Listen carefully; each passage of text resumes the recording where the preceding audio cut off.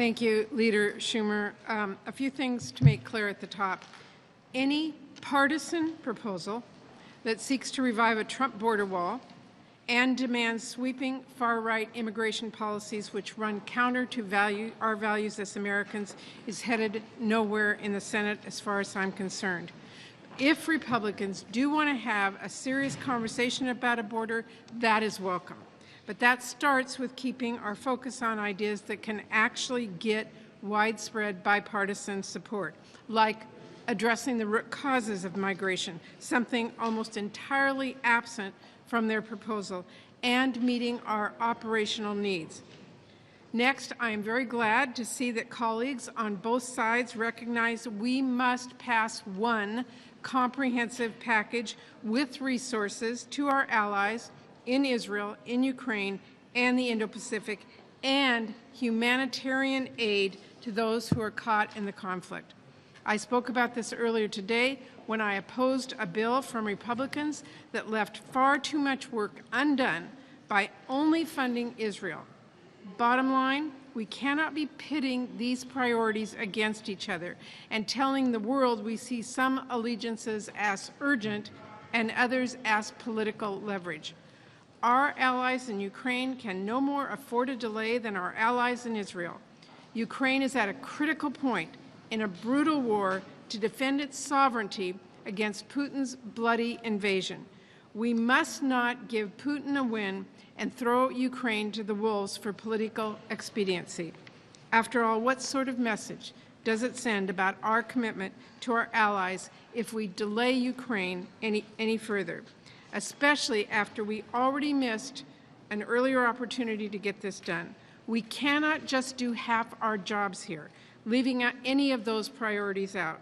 And we cannot kick the can down the road. It would be a serious failure in American leadership.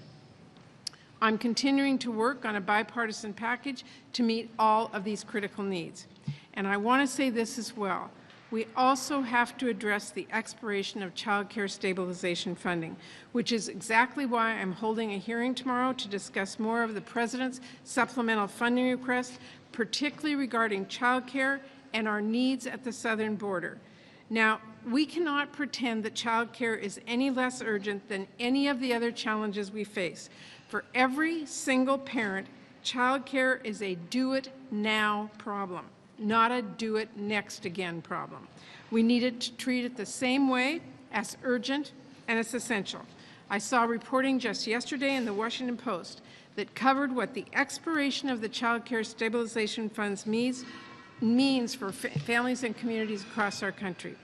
That reporting drew a straight line from the expiration of those federal dollars to a struggling child care provider in business for 18 years forced to shut down, to a mom with 2 young boys and a newborn who then was forced to leave her job full-time. She lost her child care. And finally to her employer, a dental practice in a small town that is now down to a dental assistant, meaning they can now only serve half their patients. Child care is infrastructure. It couldn't be more plain. We have to start investing in child care with the same level of bipartisan commitment we showed with our other infrastructure when we passed the bipartisan infrastructure law.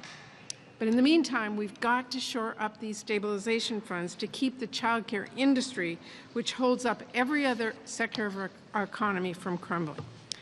The child care crisis is a ticking clock.